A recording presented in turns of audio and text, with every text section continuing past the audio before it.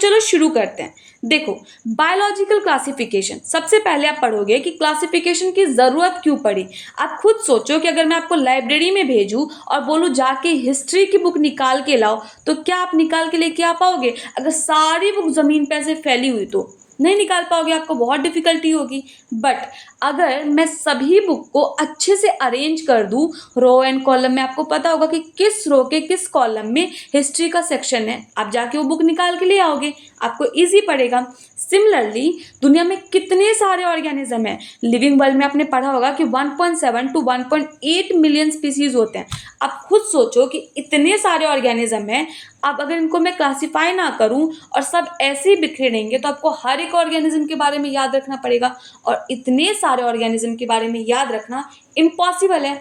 इसीलिए हम क्या करते हैं, जो सिमिलर होते हैं ना, यानी कि जो देखने में एकदम सेम होते हैं, ऑलमोस्ट उनके फीचर्स सेम होते हैं, उनको हम एक ग्रुप के अंदर रख देते हैं, और जो थोड़े से डिफरेंट होते हैं उनको हम डिफरेंट कैटेगरी के अंदर रख देते हैं। ठीक, तो इससे क्या होता है, अगर आप एक के बारे में पढ़ोगे तो आपको दूसरे के बारे में इजीली पता चल जाएगा। फॉर एग्जाम्पल, मैंने इसके बारे में स्टडी कर ली तो मुझे बाकी जितने भी है उनके बारे में पता चल जाएगा कि वो कैसे दिखते होंगे, उनका क्या क्या फीचर होगा। इसीलिए क्लासिफिकेशन इतना इंपॉर्टेंट है। अब बायोलॉजिकल क्यों? क्योंकि ऑब्वियस सी बात है कि आप बायोलॉजी में क्या पढ़ते हो, लिविंग ऑर्गेनिज्म के बारे में पढ़ते हो, इसीलिए बायोलॉजिकल क्लासिफिकेशन आया।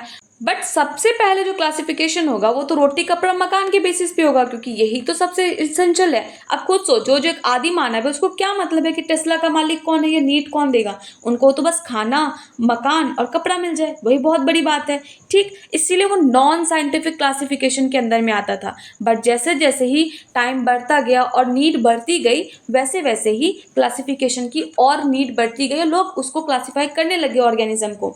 इसीलिए सबसे पहले साइंटिफिक क्लासिफिकेशन हमको दिया था अरिस्टोटल साहब ने, वही है जो फादर ऑफ बायोलॉजी कहलाते हैं, अरिस्टोटल साहब। इन्होंने क्या किया, इन्होंने प्लांट को डिवाइड कर दिया ट्री, हर्ब एंड श्रब में, और एनिमल को डिवाइड कर दिया, रेड ब्लड जिसमें प्रेजेंट होता है उसको एनीमा बोला, और जिसमें एब्सेंट होता है उसको एनाइमा बोला। एनाइमा वर्ड में क्या होता है, देखो ए आ रहा है, ए का मतलब ही होता है एब्सेंट। बायो में जब भी ए वर्ड लग जाए किसी चीज़ के आगे, इसका मतलब होता है एब्सेंट। ठीक, तो जिसमें रेड ब्लड एब्सेंट होते थे उसको एनाइमा बोला। बट इन्होंने साइंटिफिक क्लासिफिकेशन दिया, बट जो आप पढ़ते हो किंगडम वाइज प्रॉपर, उसके बारे में अच्छे से डिटेलिंग बाद में शुरू हुई, जैसे 2 किंगडम, 3 किंगडम, 4 किंगडम, 5 किंगडम, है ना।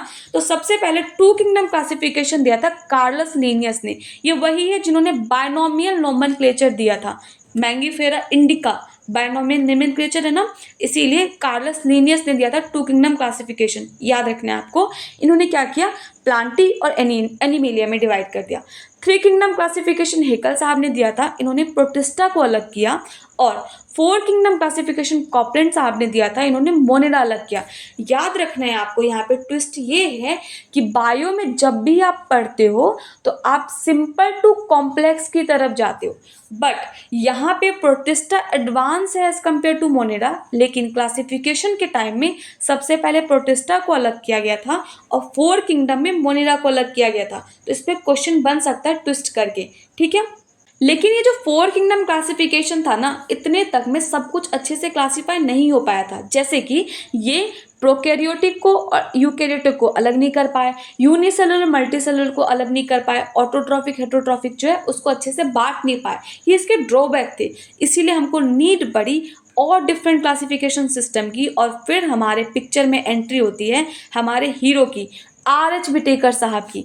इन्होंने 5 किंगडम क्लासिफिकेशन दिया था 1969 के अंदर में, और इन्होंने क्या डिस्कवर किया था, यानी क्या अलग किया था, वो था फंजाई। याद रखना है, 5 किंगडम क्लासिफिकेशन में कौन सा किंगडम अलग हुआ था, वो था फंजाई। ठीक है, इन्होंने क्या किया कि 5 किंगडम क्लासिफिकेशन दिया, जिसमें इनका क्राइटेरिया था, यानी कि मेनली जो इन्होंने क्राइटेरिया लिया था ना, वो क्या था, cell structure, body organisation, nutrition, reproduction and phylogenic relationship. आप याद रख सकते हो CPBMR करके। C मतलब सेल स्ट्रक्चर, P मतलब फाइलोजेनेटिक रिलेशनशिप, B मतलब बॉडी ऑर्गेनाइजेशन, M मतलब मोड ऑफ न्यूट्रिशन और R मतलब रिप्रोडक्शन। ये आपके ऊपर आप कैसे याद रखते हो, बट याद रखना है कि इनका क्राइटेरिया क्या क्या था। ठीक, सेल टाइप की बात करें तो इन्होंने मोनेरा जो था वो क्या थे, प्रोकैरियोटिक था, यूनिसेलुलर था, यानी कि यूनिसेलुलर प्रोकैरियोटिक थे। प्रोकैरियोटिक कौन होते हैं, जिनके अंदर न्यूक्लियर इन्वेलप प्रेजेंट नहीं होता है। ठीक, यानी कि उनका न्यूक्लियस जो होता है ना ऐसे ही प्रेजेंट होता है, प्रॉपर डिफाइंड न्यूक्लियस देखने को नहीं मिलता है। प्रोटिस्टा यूनिसेलुलर यूकेरियोटिक था, यानी कि यहाँ से अब जो है ना कि एडवांसमेंट बढ़ती जाएगी और आगे देखते जाओगे, जैसे जैसे आप आगे बढ़ोगे वैसे वैसे एडवांस आपको देखने को मिलेगा। जो फंजाई थे, प्लांटी थे, एनिमेलिया थे, सब मल्टीसेलुलर यूकेरियोटिक थे। इनमें सेल वॉल की बात करें तो जो मोनेरा होता है उसमें पेप्टिडोग्लाइकेन पॉलीसेकेराइड और अमीनो एसिड का सेल वॉल देखने को मिलता है, जबकि प्रोटिस्टा के अंदर किसका सेल वॉल देखने को मिलता है, इसमें कुछ में सेल वॉल होते हैं, बाकी में नहीं होते हैं। फंजाई के अंदर काइटिन का सेल वॉल देखने को मिलता है जो कि पॉलीसेकेराइड का बना होता है।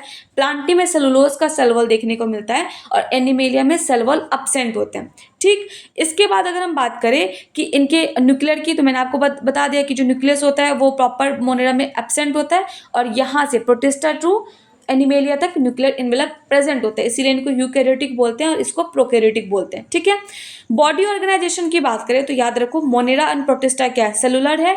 फंजाई लूज टिश्यू होता है, प्लांटी ऑर्गन दिखाता है यानी कि टिश्यू और ऑर्गन दिखाएगा, और एनिमेलिया में ऑर्गन सिस्टम आता है।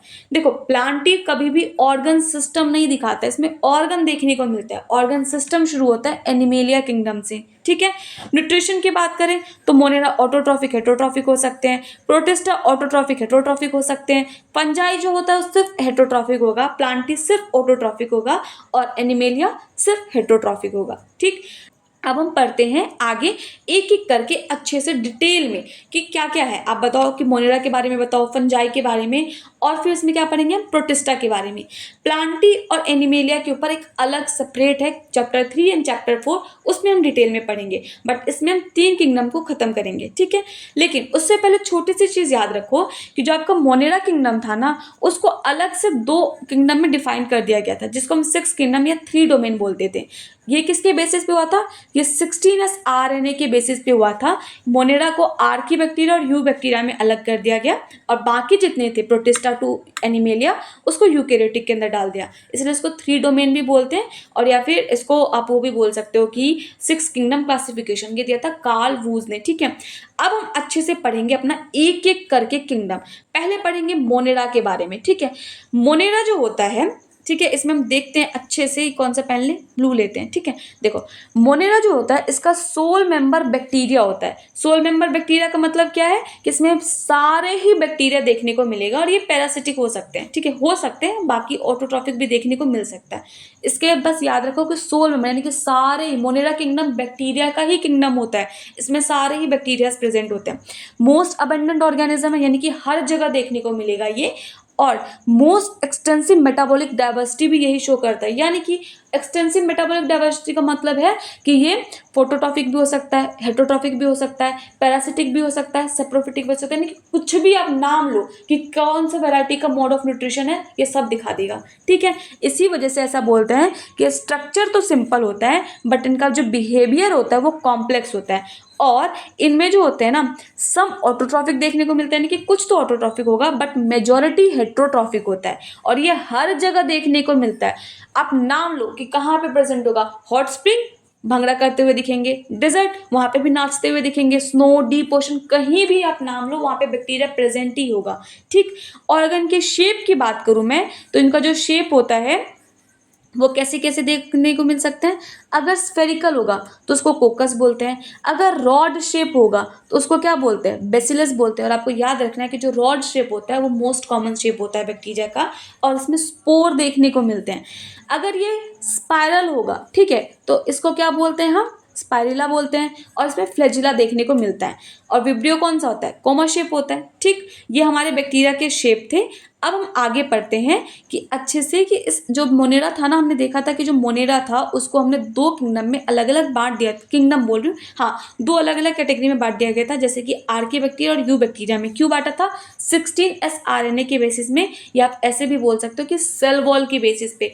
इसका जो सेल वॉल होता है ना आर्की बैक्टीरिया का, ये सूडोपेप्टिडोग्लाइकेन का बना होता है, जबकि यू बैक्टीरिया का पेप्टिडोग्लाइकेन का बना होता है। सूडोपेप्टिडोग्लाइकेन के बने होने की वजह से जो आर्की बैक्टीरिया ये मोस्ट प्रिमिटिव है, यानी कि यू बैक्टीरिया से भी ज्यादा प्रिमिटिव आर्की बैक्टीरिया है और ये वहां प्रेजेंट हो सकते हैं जहां की यू बैक्टीरिया भी देखने को ना मिले, जैसे कि हार्श हैबिटेट ऐसे हाथ से बीटते हैं जैसे कि सॉल्टी एरिया, सॉल्ट का मतलब होता है हेलो और फाइल्स मतलब होता है लविंग। मिथेनोजेंस यानी कि जो काव होते हैं ना, जहाँ पे मार्शी एरिया में आपने पढ़ा होगा माइक्रोब्स में सीवेज ट्रीटमेंट के टाइम पे, या फिर जो काव एंड बुफेलो के गट होते हैं वहाँ पे भी देखने को मिलता है मिथेनोजेंस, ये मिथेनोबैक्टीरिया। ठीक है, मीथेन गैस प्रोड्यूस करते हैं जो कि बायोगैस का एक कंपोनेंट है, मेजर कंपोनेंट है। जो थर्मो एसिडोफाइल्स होते हैं यानी कि हॉट स्प्रिंग में भी देखने को मिल सकता है। यानी आर्की बैक्टीरिया ऐसा बैक्टीरिया है जिसका सेल वॉल डिफरेंट होता है, उसकी वजह से ये सर्वाइव करते हैं एक्सट्रीम कंडीशन में। ठीक है, किसकी वजह से? सेल वॉल डिफरेंट होने की वजह से। अब देखो, जो यू बैक्टीरिया है इसमें रिजिड सेल वॉल देखने को मिलता है और इनमें कुछ में फ्लैजिला भी देखने को मिल सकता है अगर मोटाइल है, अगर मोटाइल नहीं है तो फ्लैजिला एब्सेंट होगा। अब यू बैक्टीरिया को आप ऑटोट्रॉफिक और हेटरोट्रॉफिक के बेसिस में डिफाइन कर दो, अलग अलग वो कहते हैं अलग अलग बांट दो। अब देखो, जो यू बैक्टीरिया होते हैं, यानी कि क्या बोल रही हूँ मैं, यू बैक्टीरिया में ऑटोट्रॉफिक बैक्टीरिया होते हैं, वो या तो फोटोसिंथेटिक हो सकते हैं या कीमोसिंथेटिक हो सकते हैं। फोटोसिंथेटिक कब बोलोगे आप? फोटोसिंथेटिक तब बोलोगे जब वो लाइट की प्रेजेंट में अपना खाना बना रहे होंगे, जैसे कि साइनोबैक्टीरिया। साइनोबैक्टीरिया को हम ब्लू ग्रीन एल्गी भी बोलते हैं, इनमें क्लोरोफिल ए नाम का पिगमेंट प्रेजेंट होता है जिसकी वजह से ये सनलाइट की प्रेजेंट में अपना खाना बना सकते हैं।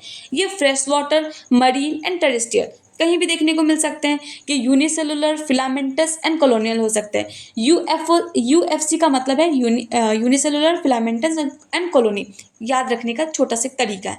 जो कॉलोनीज होती है ना, इनकी जो कॉलोनीज होती है, यानी कि ऐसा जो यू बैक्टीरिया जिनमें कॉलोनीज होते हैं, यानी कि साइनोबैक्टीरिया जिसमें कॉलोनीज देखने को मिलता है, वो जेलेटिनस शीट से ना कवर्ड होता है। ठीक है, इसके सराउंडेड होता है जेलेटिनस शीट, और ये फॉर्म करते हैं ब्लूम इन पॉल्यूटेड वाटर। आपने पढ़ा होगा ना एल्गल ब्लूम, जिसकी वजह से जो एल्गल ब्लूम फैल जाता है पूरा पूरा सरफेस पे वाटर में, लेक के ऊपर आपने देखा होगा ग्रीन ग्रीन कलर की काई होती है, जिसकी वजह से जो एक्वाटिक एनिमल होता है उनको प्रॉपर ऑक्सीजन सप्लाई नहीं मिल पाता और उन फिशेस की, एक्वाटिक एनिमल्स की डेथ हो जाती है। इस किसकी वजह से? एल्गल ब्लूम की वजह से। और इनमें ना कुछ सेल्स होते हैं, यानी कि कुछ ऐसे साइनोबैक्टीरिया जैसे एनाबिना नॉस्टक, उसमें स्पेशल सेल देखने को मिलता है जिसको हम हेट्रोसिस्ट बोलते हैं। ये नाइट्रोजन फिक्सेशन में हेल्प करता है। और आपका ये डायग्राम जो है ये किसका दिया गया है? नॉस्टक का दिया गया है। यहाँ पे म्यूसिलेजिनस की शीट देखने को मिलेगी आपको। देखो, म्यूसिलेजिनस की शीट जो है ना, ये देखने को मिलेगी किसमें? नॉस्टक में।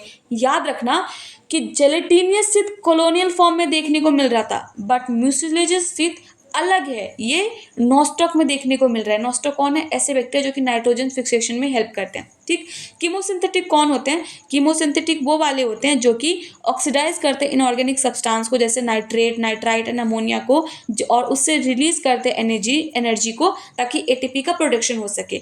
और ये रिसाइकल करते हैं कुछ न्यूट्रिशन का, जैसे कि न्यूट्रिएंट्स का रिसाइकल में भी हेल्प करते हैं, जैसे कि nitrogen, phosphorus, iron and sulphur को। ठीक, अब हम पढ़ते हैं हेट्रोट्रॉफिक बैक्टीरिया के बारे में, क्योंकि जो ऑटोट्रॉफिक बैक्टीरिया थे ये तो क्या थे? सम थे, कुछ थे, बट हेट्रोट्रॉफिक मोस्ट अबंडेंट है, यानी कि सबसे ज़्यादा मेजोरिटी में यही होते हैं। और हेट्रोट्रॉफिक में भी सबसे ज़्यादा जो मेजोरिटी होता है ना, कि कौन सा टाइप का सबसे ज़्यादा देखने को मिलता है, वो होता है डिकम्पोजर। ठीक है, यानी कि डिकम्पोजर सबसे ज़्यादा मेजोरिटी में पाया जाता है।